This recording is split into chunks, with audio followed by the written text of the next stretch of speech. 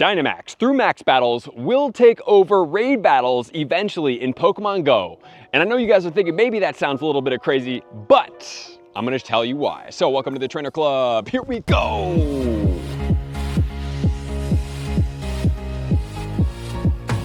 We have had Dynamax come into Pokemon Go in a big way. Let me know in the comments below what you guys think about this system.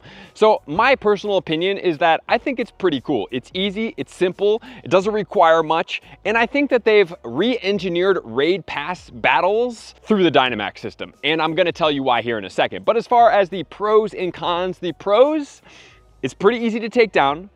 As of right now, we only really have first evolution Pokemon, so we don't really know how hard it's going to be in the future. There's only 4 people that can enter these raid battles. You can leave Pokemon in there to help future raiders.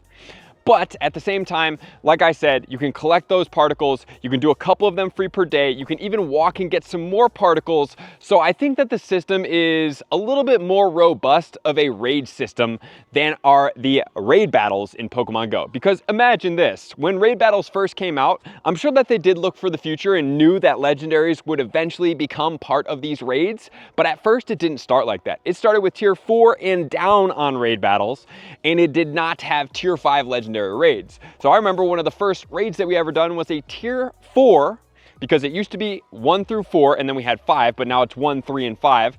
Used to have tier 4 raids. That tier 4 raid was a Rhydon. We had no idea what we were doing. We did not ever fight a raid battle before. Myself and my friend went and battled this Pokemon and we got absolutely destroyed. The Pokemon was way too strong for the Pokemon that we had at the time.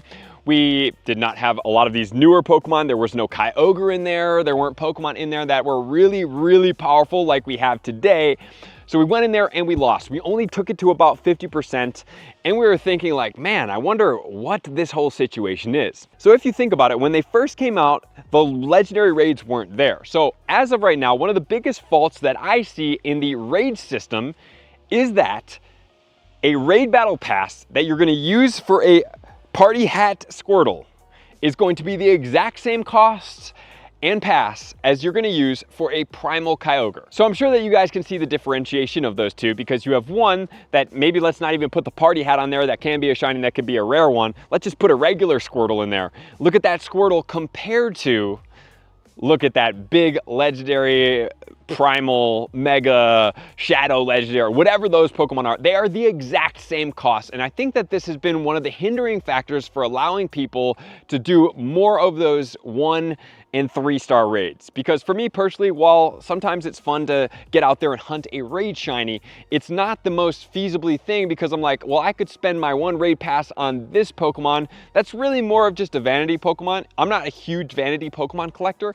Or I could take that 1 raid pass and I could get something that gives me XL candy. I could power up some other legendary Pokemon with that. I could get more XP, I could get more Stardust, and I could get a more robust Pokemon. So for me, I am always gonna choose that one. Even if I don't even care about that legendary, I'm still gonna choose the legendary. Because if we just look at an XP differential, you're looking at what, 3,000 XP compared to 10,000 XP. And then if it's a legendary mega or primal, we're looking at even more XP coming from that situation for the same price, which is one of those things that, even though we get a free raid pass per day, I'm still gonna use the most efficient thing in my bag for the most bang for my buck. And this is why I've told you guys over and over again, and why some of you guys really enjoy my tips, is because I really try to get the best things for you guys at all times for what you're investing in, whether that be your time, your money, or your attention. You want to get the most bang for your buck, and that's what we do here at the Trainer Club. But I think they kind of got to a place where they're like, well, we do need to put Dynamax into the game. And the way that the current raid battle system works is it doesn't really help out with this situation. But what does help out with this situation is max particles. What do we know about the max particles? Well, as of right now, it costs 250 max particles to participate in any of the current max battles out there. So we do have all basic, simple, tier 1 Pokemon. So we have the Kanto starters, we have the Wooloo, and then we have the Squovet. Okay, so those are 5 250 cost Pokemon.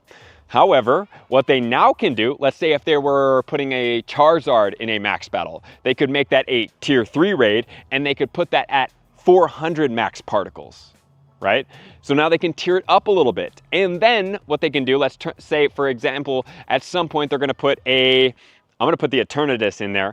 They're gonna put an Eternatus in there, and let's call that 750 particles. So every day you only get to participate in one Eternatus, or you could do 3 of the lower tiered Pokemon, or you could do, let's say 2-ish, just about 2, based on the collection of the other Pokemon. That's going to be the Charizard. So you have this tiered system that has not been built into the Raid Pass system, and I think that they kind of noticed, as when I say them, Niantic, that there's a little bit of a barrier to entry for doing these easier Pokemon. So the way they've engineered this is actually pretty smart in my opinion, because I can go in there and I can do a couple of those Squirtles, and I don't feel like I've used and overused a specific resource that I could use over there. Would, from my perspective, I still recommend that you guys go for that Eternatus? Absolutely. I'm gonna always be recommending that you guys get the most bang for your buck. But if you don't, you won't feel completely robbed spending $1 on a Squirtle and $1 on a Primal Groudon, or Kyogre, or Mega Rayquaza, or Mega Mewtwo eventually,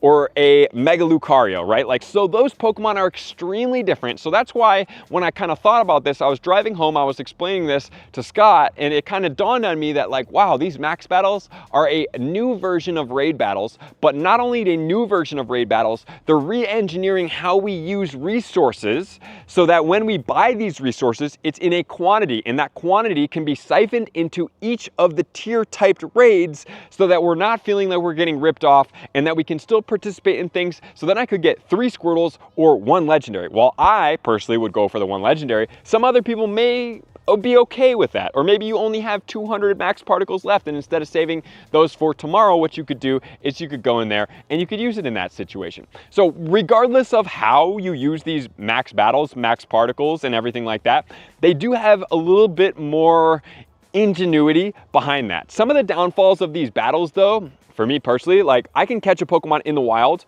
and then I can go and raid with it, right? And the problem with this is that there's no way to compatibly put some of my Pokemon that I've been working for 8 years on collecting. 8 years, think about that. Now they're gonna introduce an entire new system that I have to participate in that system to only get that specific type of Pokemon to battle in that specific system. So I think that there's some type of rate limitation in here that's holding the game concurrency back. However, what I could see, here's a good tip for you guys, is that what they would do is, if you have Pokemon from the past, what you can do is you can either put them in a max battle gym, like there's a holder spot. You can put them in there and keep them in there for a certain period of time.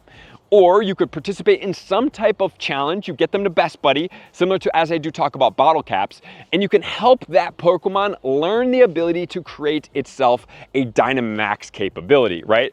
And I think that situation, even if it takes quite a while, would be a little bit more congruent, because like I tell you guys quite frequently, I think there's too many paywalls and pay-to-play versions of Pokemon Go, and not enough pay-to-play, which is fine, but earn-to-play.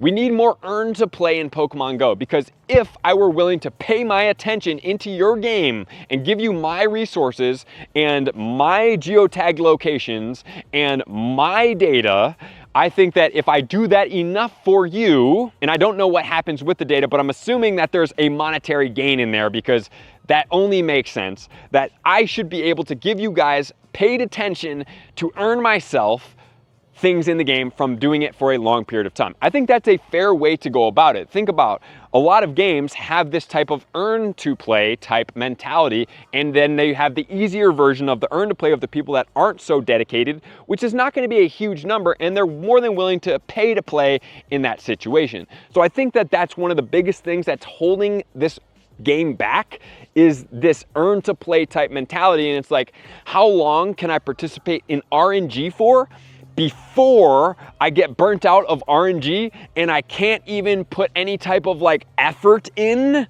where I'm actually like, you know, oh, I'm working on the attack battle, I'm working on the defense, I'm working on the stamina of my Pokemon, and if I do enough of that, I can earn a stat.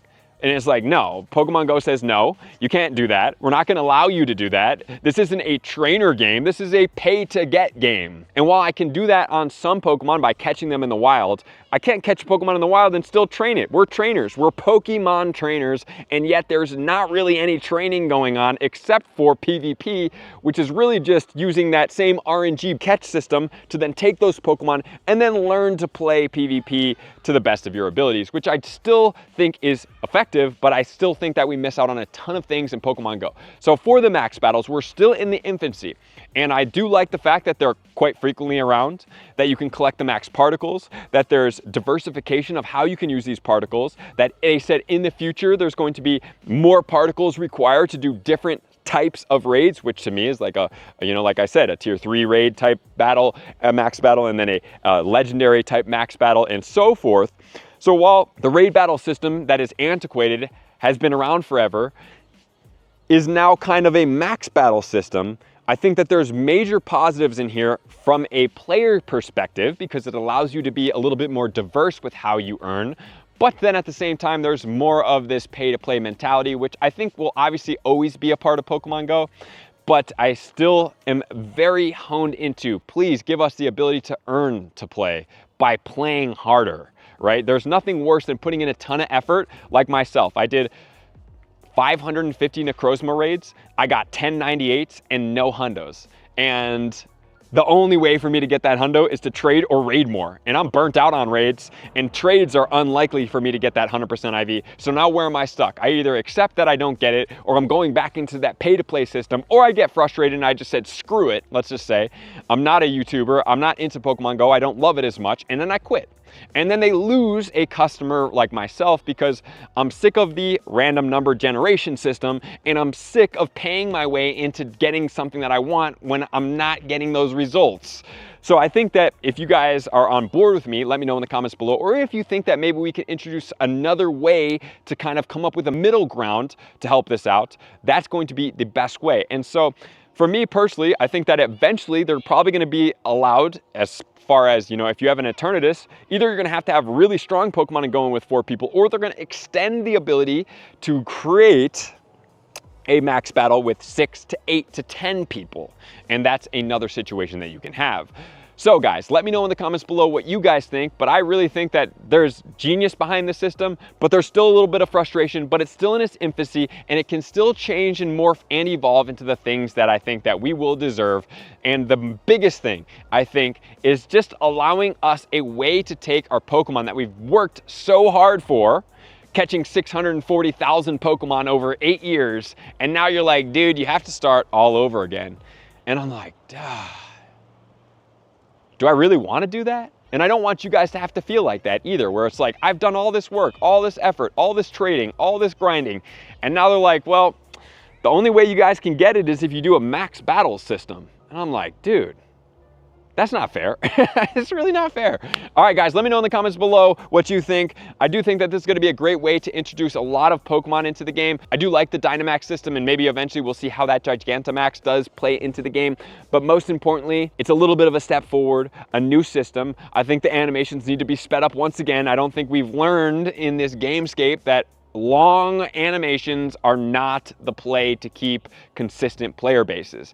And while it seems like they'd create this game for young children to enjoy animations, 90% of their player base is not children. I rarely see children that last more than a year playing this game with their attention span and what their interest is in. And then you have the parents, the grandparents, the brothers, the sisters, the older cousins are all playing the game because they played with the little kid to get them into it, and now they're still playing, and that's who the main audience is. When I go to Pokemon Go Fest, is it mostly kids there? No, it's almost all adults, and maybe a few kids along with their adults, but that's about it. So thank you guys for being here as always. Love and appreciate you guys. Let me know what you guys think in the comments below. To all of my likers, commenters, subscribers, Patreon members, everybody takes their support, subscription, and participation to the next level. I'm gonna see you guys out in the next video. Peace. I want to take this time to thank everybody who supports me in every facet. It means the world to me, and an extra special thank you to all my Patreons. I greatly appreciate the extra support to continue to allow me to pursue Pokemon Go full time, allowing me to create my daily video uploads in the most timely fashion for everyone's benefit. Plus, I get the amazing experience of sharing my creative processes behind the scenes and raiding all around the globe with select upper tiers. Thank you everybody for being a part of the Trainer Club. You all mean the absolute world to me, and I will see you guys out on the next video.